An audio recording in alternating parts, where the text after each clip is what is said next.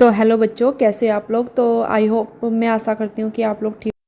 हमारे सिलेबस में है एलियो के, तो वो वीडियो रिकॉर्ड कर रही हूँ। आप लोग इसको देख लेना। और आप मुझसे इंस्टाग्राम और टेलीग्राम पर भी कनेक्ट हो सकते हैं। लिंक डिस्क्रिप्शन में मैं डाल दूँगी। जो जो टॉपिक उसमें है सिलेबस में, वो मैं टॉपिक आपको करा रही हूँ। आप देख लेना अच्छे से, ठीक है। और अगर आपकी कुछ भी क्वेरी है तो आप मुझे टेलीग्राम और इंस्टाग्राम और यूट्यूब पर भी कमेंट कर सकते हैं।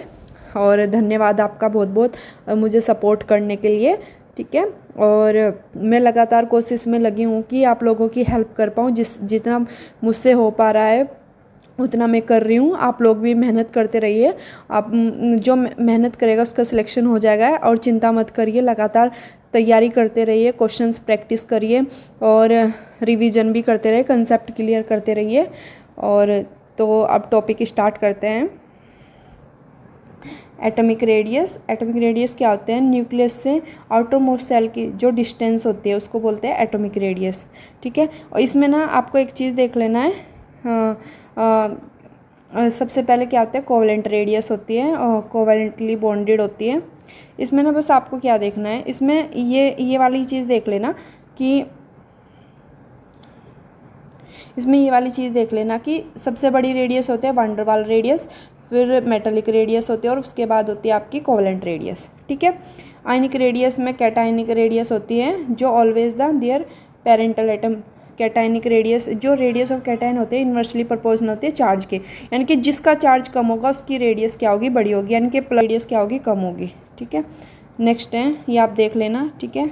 और देखिए, हाँ, ये एक हो सकता है एटॉमिक रेडियस में ये पूछा जाए कि इसका ऑर्डर क्या होता है कि एनायन सबसे ज़्यादा जिसकी रेडियस का, अगर किसी की रेडियस पूछे जाए आपको एटम देकर कि एनायन में, एनायन की रेडियस सबसे ज़्यादा होती है, फिर न्यूट्रल और फिर कैटायन की सबसे कम होती है रेडियस, ठीक है।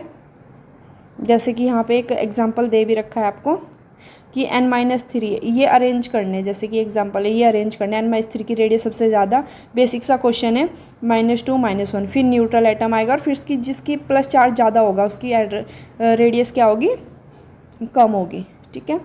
नेक्स्ट टॉपिक है इसमें जो दिया हुआ है वो है ionisation energy ionisation potential. Ionisation energy, ionisation potential, इसमें क्या होता है? Removal of electron. और क्या बनाता है? कैटायन बनाता है। इसके पास टेंडेंसी होती है कि आयनाइजेशन एनर्जी में इलेक्ट्रॉन रिमूव करके कैटायन बनाता है।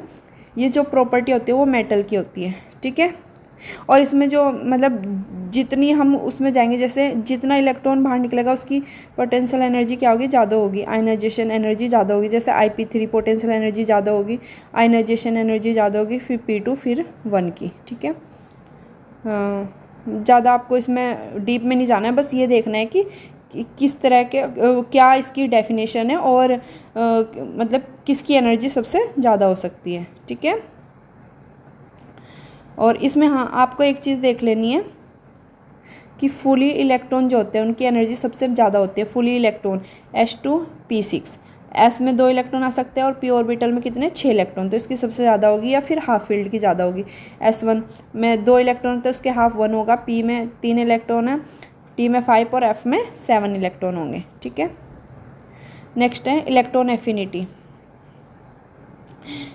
इलेक्ट्रॉन एफिनिटी या गेन एंथैल्पी, इसमें क्या होता है? एडिशन होता है इलेक्ट्रॉन का, ठीक है। और उसकी वो जो होता है प्रॉपर्टी होते हैं नॉन मेटल के और एनायन बनाता है। और जो ये था आपका ionisation energy, ionisation potential, removal of electron, cation बनाता है और प्रॉपर्टी होता है मेटल की, ठीक है। तो आप लोग देख लेना इसको। और हाँ, ये आप देख सकते हैं, मतलब कि जो अगर एक इलेक्ट्रॉन ऐड करेंगे तो एक्सोथर्मिक होगी, एनर्जी रिलीज होगी, सेकंड एंडोथर्मिक होगा। इलेक्ट्रॉन एफिनिटी में इलेक्ट्रॉन ऐड करने, इलेक्ट्रॉन खींचने की क्षमता, ठीक है। हाँ, ये इम्पोर्टेंट है ये ऑर्डर ना, ये आप ऐसे याद कर लेना, इम्पोर्टेंट है ये ऑर्डर कि क्लोरीन की इलेक्ट्रॉन एफिनिटी पूरे पीरियोडिक टेबल में सबसे ज़्यादा, फिर फ्लोरीन की, ब्रोमीन, आयोडीन, ठीक है, इनकी सबसे ज़्यादा होती है, ठीक है। क्लोरीन, फ्लोरीन, ब्रोमीन और आयोडीन, ठीक है।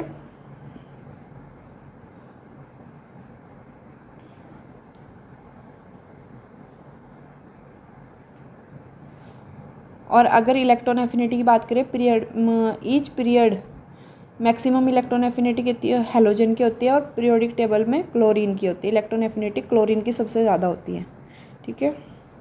इलेक्ट्रोनेगेटिविटी, इसमें क्या है, इलेक्ट्रोनेगेटिव टेंडेंसी होती है, अट्रैक्ट करते हैं share of electron bonded molecule, ठीक है। शेयर ऑफ इलेक्ट्रॉन करते हैं इसमें नेगेटिव, नॉन मेटल का होता है ये भी, non metal, not for isolated. इसमें आप डिफरेंस देख सकते हैं एक बार। Tendency to attract share of pair of electron in bonded molecule, important है ये, ठीक है। देन आप देख सकते हो यहाँ पर कौन कौन से फैक्टर, वैसे फैक्टर ज़्यादा करने की होते हैं, जैसे Z effective proportion electronegativity, atomic radius inversely होते हैं इलेक्ट्रो, ज़्यादा डीप में नहीं जाना, बट डेफिनेशन देख लेना। इलेक्ट्रोनेगेटिविटी मोर डिपेंड करती है स्टेबल कॉन्फिगरेशन पर, और इनर्ट गैस की ऑलमोस्ट जीरो होती है इलेक्ट्रोनेगेटिविटी ना, इंपॉर्टेंट है ये, ठीक है। और किसकी ज़्यादा होता है, ऑर्डर वगैरह देख लेना आप, ठीक है।